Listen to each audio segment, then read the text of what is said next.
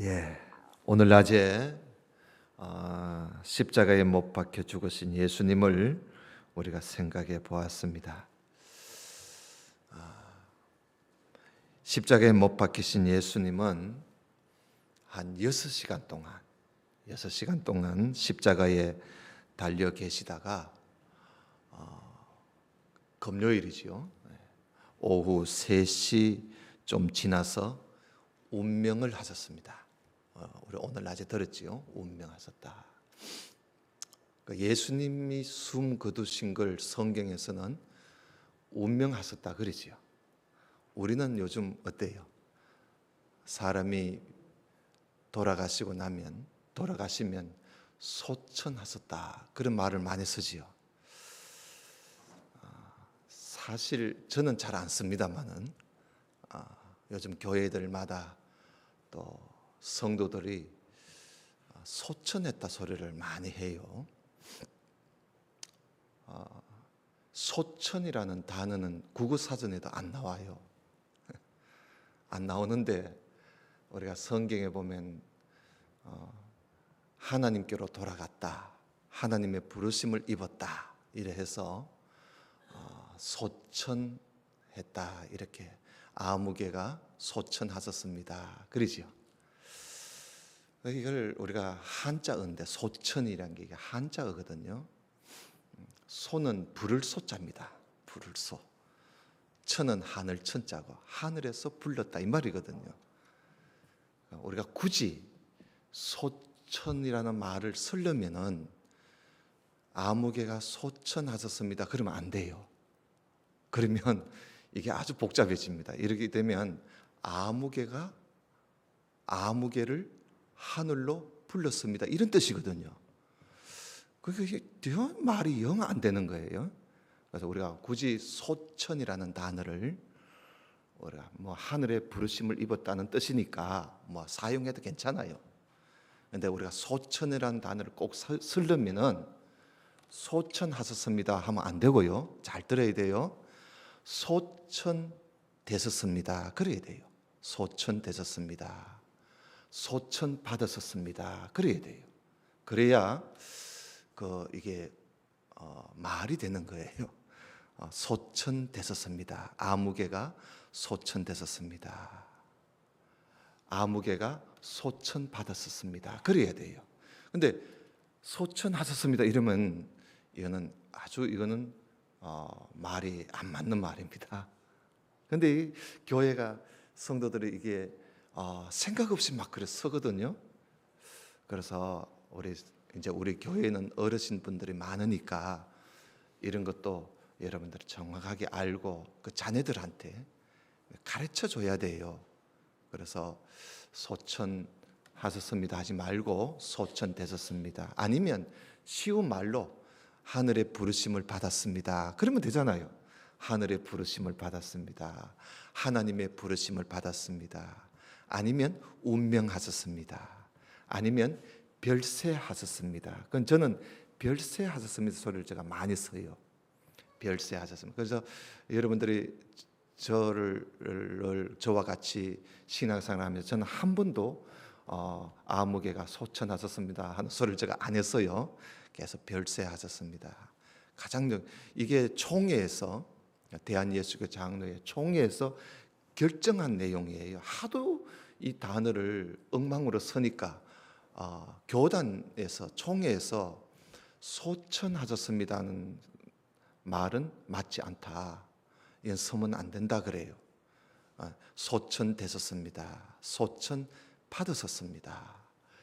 또 아니면 별세하셨습니다라는 말로 서기로 그렇게 정해 놓을 정도로 너무나 사람들이 말하기가 쉬우니까 소천하셨습니다 그래 쓰는데 우리가 좀 고쳐야 돼요. 오늘 성경에도 보면은 예수님 숨 거두신 걸 보고 운명하셨습니다 그러지요. 운명하시다.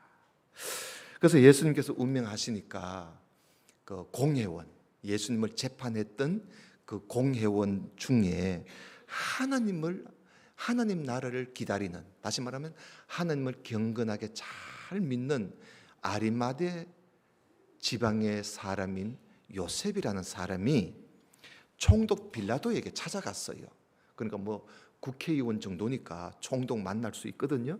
찾아가 가지고는 예수님 지금 숨 거뒀었으니까 시신을 자기한테 좀 달라고 했어요.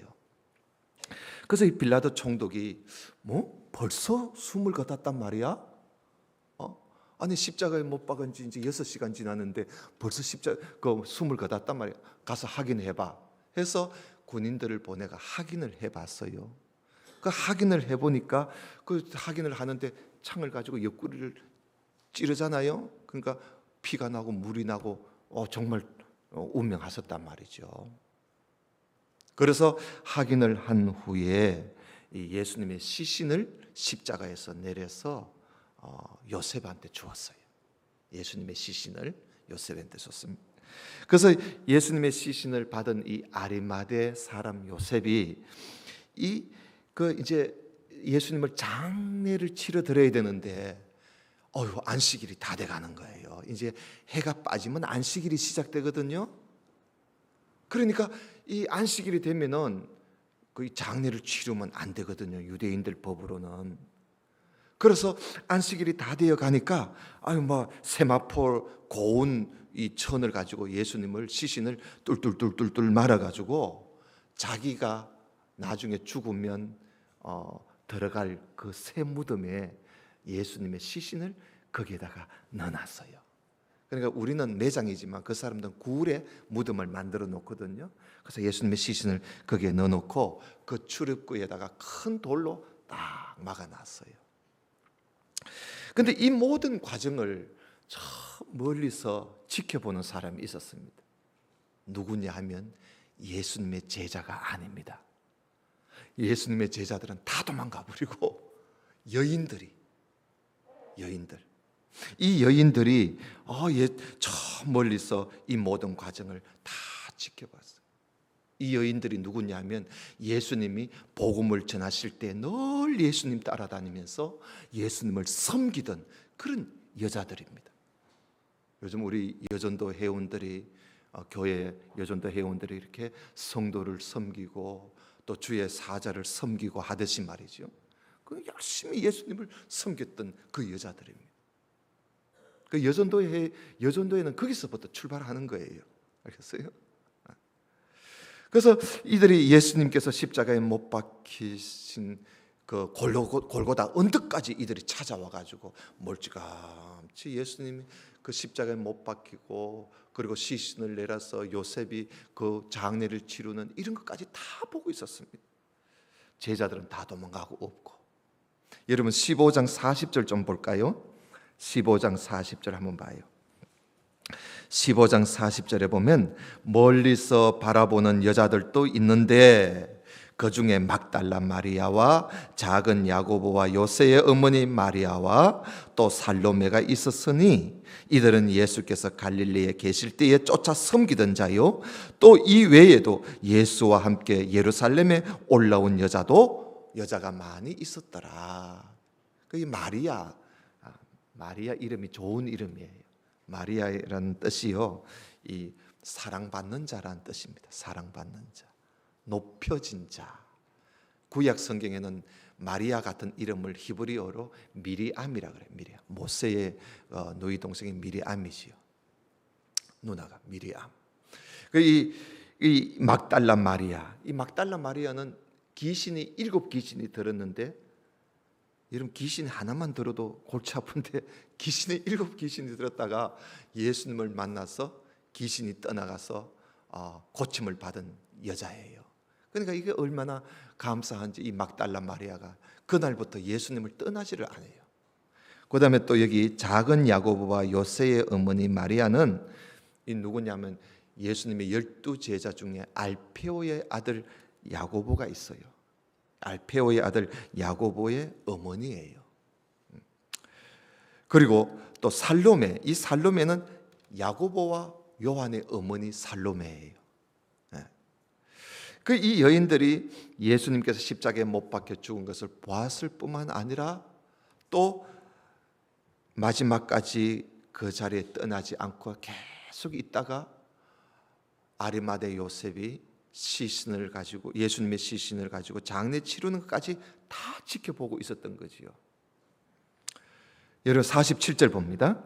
15장 47절에 보면 때에 막달라 마리아와 요새의 어머니 마리아가 예수 둔 곳을 보더라. 예수님 장례 치른 그 무덤을 다 봤어요. 그러니까 참으로 대단한 여자들이죠. 참 믿음의 여인들이에요. 이들이야말로 진짜 예수님의 제자들이라. 알겠어요? 이 정도가 돼야 제자가 되는 거죠. 그래서 안식일이 지나서 이 여인들은 이제 안식 후 첫날, 바로 오늘 우리 주일 지키는 것처럼 주일이 된 거예요. 안식 후 첫날, 이날 새벽에 이 여인들이 예수님의 무덤이 있는 곳으로 이들이 아주 바쁘게 새벽에 갑니다. 예수님의 시신에다가 향품을 발라드리려고. 왜냐하면 이 안식일이 시작될 무렵에 이 장례를 치르느라고 예수님의 시신에다가 향품을 제대로 바르지 못한 걸 여인들이 다 보고 있었거든요. 그래서 안식일이 지나기가 무섭게 이 새벽에 말이죠, 무덤까지 가서 저 무덤 앞에 큰 돌을 막아놨는데 그게 사람이 있으면 참 좋겠다. 그 돌을 누가 굴려주면 좋겠다. 그래야 우리가 들어가서 예수님의 시신에다가 향품을 발라드릴 텐데 하고 그런 걱정하고 갔어요. 가보니까 어때요? 돌이, 그 큰 돌이 한쪽으로 굴려가 있는 거예요. 무덤의 출입구가 뻥 뚫혀 있단 말이죠. 그래서 두려워하면서 무덤 안에 들어가 보니까 흰 옷을 하얗게 입은 이 청년이 이 천사예요. 이 천사가 예수님 시신이 있던 그 바로 오른편에 딱 앉아서 있단 말이죠. 그러니까 이 여인들이 얼마나 놀라겠어요. 하얀 옷 입은 청년이 거기 앉아 있으니까. 그래서 이 흰옷 입은 청년, 이 천사가 놀래서 막 깜짝 놀래 있는 이 여인을 향해서 이제 말을 하지요. 그 말을 우리가 아까 읽었는데 16장 6절 한번 봐요. 16장 6절에 보면 청년이 이르되 놀라지 마라. 놀라지 마라. 너희가 십자가에 못 박히신 나사렛 예수를 찾는구나. 그가 살아났어. 여기 계시지 않아. 보라, 여가 그를 두었던 이곳이 지금 텅 비어 있지 않느냐 말이에요. 그리고 빨리 너희들 저 가서 제자들과 베드로한테 가서 예수께서 너희보다 먼저 갈릴리로 가신단 말이야. 그러니까 예수님이 말씀한 대로 너희들이 빨리 갈릴리로 가서 예수님을 만나보도록 하라고, 그 말을 전하라고 여인들한테 시키는 거예요.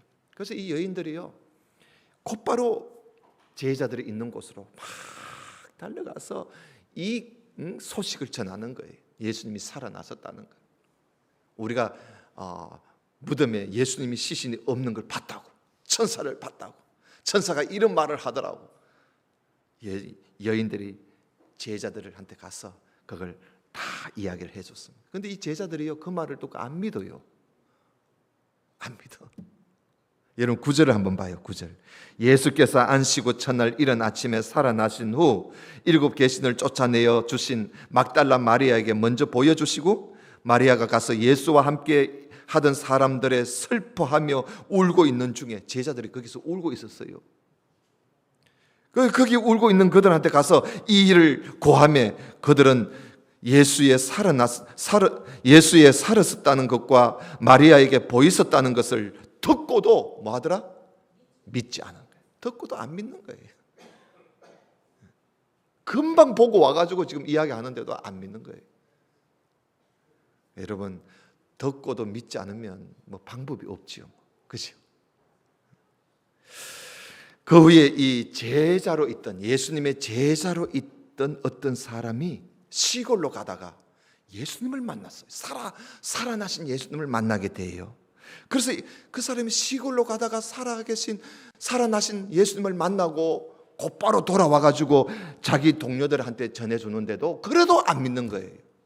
여러분 12절 봐요. 12절에 보면 그 후에 저희 중 두 사람이 걸어서 시골로 갈 때에 예수께서 다른 모양으로 저희에게 나타나시니 두 사람이 가서 남은 제자들에게 고하였으되 역시 뭐야더라? 믿지 않는 거예요. 제자들이 눈으로 봤다고 하는데도 안 믿는 거예요. 여러분 이 부활을 믿는 게 참 힘들지요. 이렇게 살아나신 예수님을 보고 말하는데도 믿지 않으니까 예수님께서 얼마나 속이 상하겠어요. 그래서 나중에 예수님이 직접 오세요. 제자들이 있는 곳에 예수님이 직접 오셔서 이들이 믿지 않는 것을 예수님이 꾸짖습니다. 14절 볼까요? 14절에 보면 그 후에 11 제자가 음식 먹을 때에 예수께서 저희에게 나타나사 저희의 믿음 없는 것과 마음이 완악한 것을 꾸짖으시니 이는 자기의 살아난 것을 본 자들의 말을 믿지 아니함이라. 예수님이 꾸짖었어요. 왜? 내가 살아난 것을 보고 말을 하는데도 왜 그 말을 안 믿으나 말이에요. 여러분 우리가 이 복음을 전하고 하는데 사람들이 듣고도 안 믿잖아요. 그럼 이 사람들이 나중에 하나님 앞에 가서 너희들은 듣고도 왜 안 믿느냐고 꾸지람을 받을 거예요. 그런데 우리가 전하지도 않으면 어떻게 되겠어요? 전하지를 않으면 나중에 하나님이 너희들은 왜 안 믿어서? 듣고도 왜 안 믿어? 이러면 그 사람들이 우리는 못 들었는데요. 이러면 어떻게 되겠어요? 우리는 못 들었는데요. 이러면 하나님께서 누구를 야단치겠어요? 전하지 않은 우리를 야단칠 거예요. 너희들은 왜 전하지 않았느냐? 너희들이 전해야 저들이 듣고 믿을 거 아니냐? 그래서 여러분 우리가 전하지 않으면 사람들이 듣고 믿을 수 없을 거고요. 나중에 하나님 앞에 우리가 꾸지람을 받을 수가 있는 거예요. 그러나 우리가 열심히 전했는데 저들이 듣고도 안 믿으면 그들 책임이에요. 우리 책임은 없는 거예요.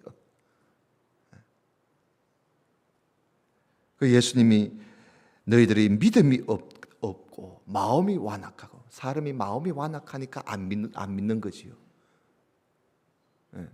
마음이 완악하고 교만하면 말을 안 믿거든요. 그래서 그걸 꾸짖으신 거예요.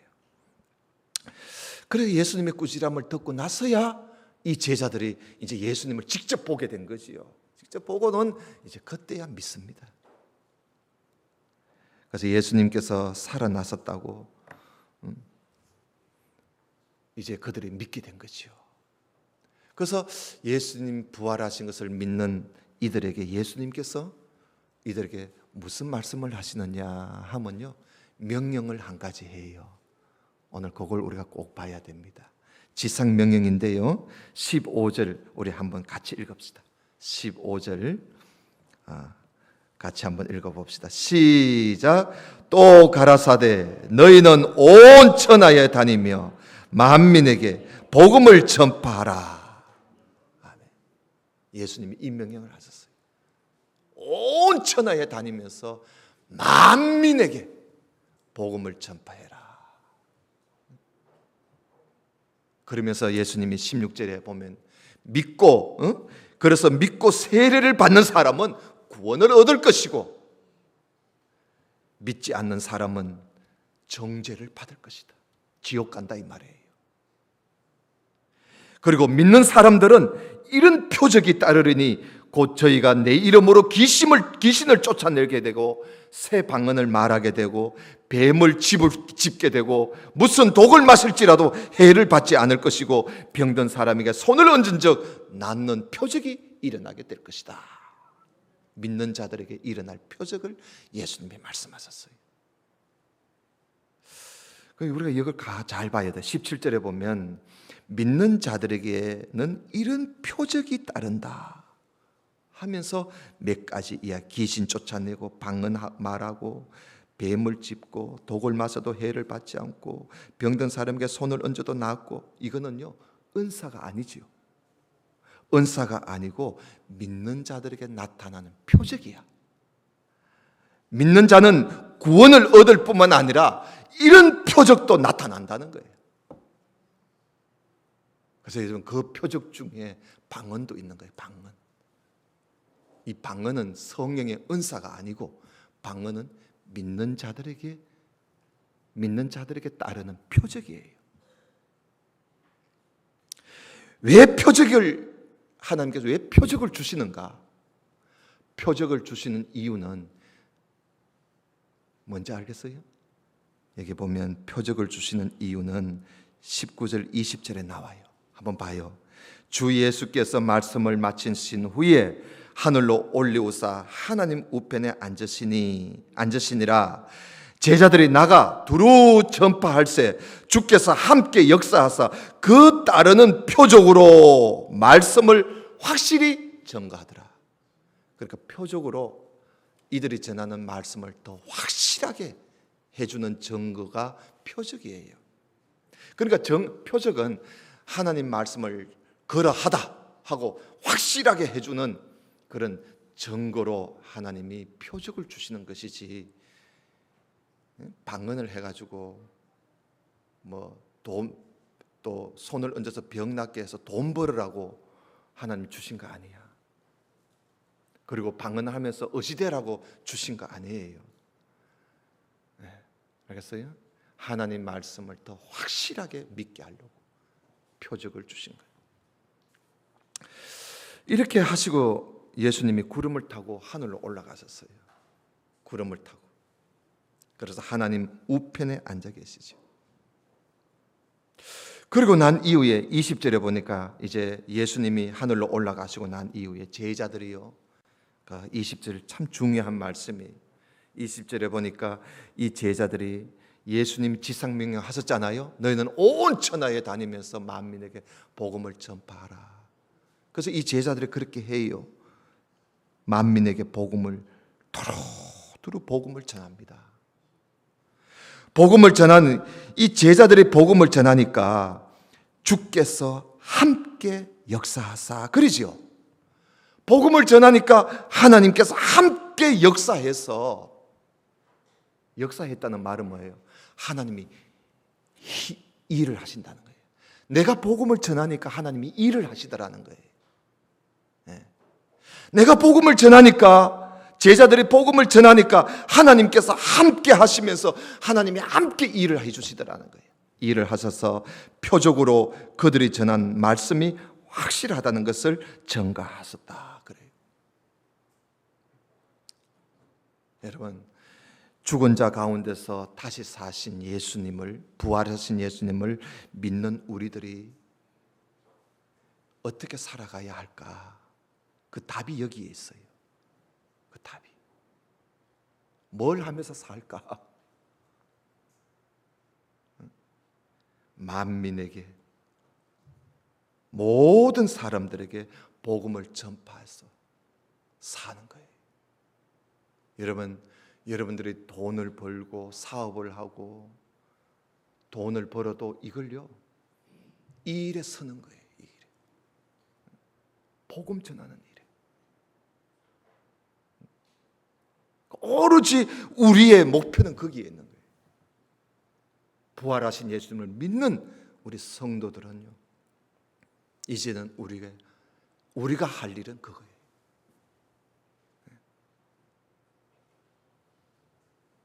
우리가 전할 때 하나님께서 함께 역사하십니다. 우리가 전하지 않으면 하나님도 함께 일하지 않아요. 그게 우리 하나님이에요. 네가 일하면 내 일할게. 네 일 안 하는데 내가 앞서서 안 한다. 이게 우리 하나님이야. 우리가 전하지 않으면요, 아무 표적도 나타나지 않습니다. 여러분, 우리의 생명이 언제까지일지 아무도 몰라요. 내가 내일 죽을런지, 1년 후에 죽을런지, 10년 후에 죽을런지, 내 인생이 얼마 남아있는지 우리는 몰라요. 남아 있는 날 동안에 여러분 우리 만민에게 뭐 만민은 못할지라도 여러분 우리 이웃 사람에게라도 우리가 복음을 전합시다. 복음을 전하면 하나님은 반드시 함께 하시고 그리고 하나님이 함께 일해 주세요. 여러분 전하지도 않고 하나님 함께 해주세요, 하나님 함께 도와주세요, 하나님 좀 나와 함께 일해 주세요, 전하지도 않고 자꾸 함께 해달라는 거예요. 함께 해달라. 하나님 함께 해주면 내 할게요, 함께 해주면 할게요. 그러면 안 돼요. 그럼 하나님이 뭐라 그래요? 얘야 네가 먼저 해라. 네가 먼저 하면 내가 얼마든지 함께 하고 내가 도와줄게. 문제는 너야. 하나님이 그렇게 말씀하신단 말이죠. 이 순서를 제대로 알아야 돼. 그래서 여러분 우리가 하나님은 분명히 우리가 일하면 함께 하시고 함께 일해 주실 하나님이 약속하셨으니까 하나님이 함께 해줄까 안 해줄까 그거 걱정하지 말고 우리가 먼저 합시다. 열심히 여러분 교회 전도지 또 전도용품 여러분 항상 이 주머니에 넣어 다니세요. 넣어 다니면서 만나는 사람마다 뭐 말하기가 힘들거든. 그거라도 전해주잖아. 그거라도 전해주면서 교회 한번 나오세요. 예수 믿으세요. 그거라도 하잔 말이에요. 그거라도. 그러면 하나님이 내가 일하니까 하나님이 야, 응? 너가 이제 드디어 너가 일을 하는구나. 내가 도와줄게. 하나님이 함께해서 도와주시면 내가 일하다 보면 하나님이 도와주어서 나는 아무 생각 없이 줬는데 그 사람이 그거 보고 예수를 믿게 될지 우리가 어떻게 알겠어요? 하나님이 역사하시면 되거든요. 하나님이 역사하시면. 그런데 일도 안 하고 전해주지도 안 하고 하나님 함께 해주세요. 하나님 함께 해주세요. 그렇게 하면 우리가 하나님을 잘못 아는 거예요. 죽기 전에 천국 가기 전에 말입니다. 천국 가기 전에 한 사람이라도 교회로 인도해서 교회 뭐 인도하면 돼요. 그럼 복음은 목사님이 전하니까 열심히 교회를 인도하면 이들이 교회 와서 복음을 듣고 믿음 생활을 하게 되는 것이요. 우리 모두가 다 열심히 오늘 마가복음 이제 끝납니다. 다음 주일부터 누가복음 볼 텐데 결국은 복음서의 끝은 뭐냐? 너희들이 나가서 온 만민에게 복음을 전해라. 이게 복음의 결론이에요. 명령이에요. 우리가 복음서 맨날 뭐 수십 번 수백 번 본들 그거 안 하면 무슨 소용 있겠어요? 그지요? 복음서를 똘똘똘똘하게 다 외웠다 할지라도 내가 안 전하면 그건 무슨 소용이 있겠어요? 소용없잖아요. 공부 안만 해봤자 그대로 안 사는데 공부 말을 하겠어요? 중요한 것은 우리가 그렇게 한번 살아보는 게 중요한 거예요. 죽기 전에 요즘 보니까 뭐 죽기 전에 꼭 한번 해야 하는 거, 죽기 전에 꼭 봐야 하는 거, 죽기 전에 꼭 읽어야 할 책 뭐 이런 게 뭐 요즘 인터넷에 많더라고요. 죽기 전에 우리가 꼭 해야 할 일, 복음 전하는 거예요. 이웃 사람들한테 만나는 사람마다 말하기가 힘들거든. 전도용품이라도 줘가면서 오늘같이 시장 장날 여러분 장 보지 말고 시장 보지 말고 말입니다. 우리 예수 믿는 사람들이 자꾸 시장 오일 시장 장 보러 온 것처럼 그렇게 하지 말고 우리는 예배 드리러 왔으니까 예배 드리고 갈 때 전도지 한 움큼 가지고 가가지고 이 시장에 사람들 얼마나 많습니까? 막 지나가는 사람들마다 막 주는 거야. 하나님이 함께 하시면 내가 생각지도 않은 사람이 그 전도지 받고 예수 믿고 교회 찾아와서 예수 믿을지 우리가 어떻게 알겠어? 하나님은 없는 것도 있게 하시는 하나님이신데 중요한 것은 우리가 일하는 게 중요한 거예요. 우리 모두가 열심히 복음을 전하는 그런 전도인이 되시기를 주님 이름으로 축원합니다. 기도드립시다. 아버지 하나님 감사합니다. 오늘 말씀을 함께 보고 우리가 해야 할 일, 정말 우리가 이 세상에 남은 인생 동안에 꼭 해야 할 일, 우리가 오늘 말씀을 마가복음을 다 보면서 이 사실을 한 가지 우리가 분명하게 알게 되었습니다.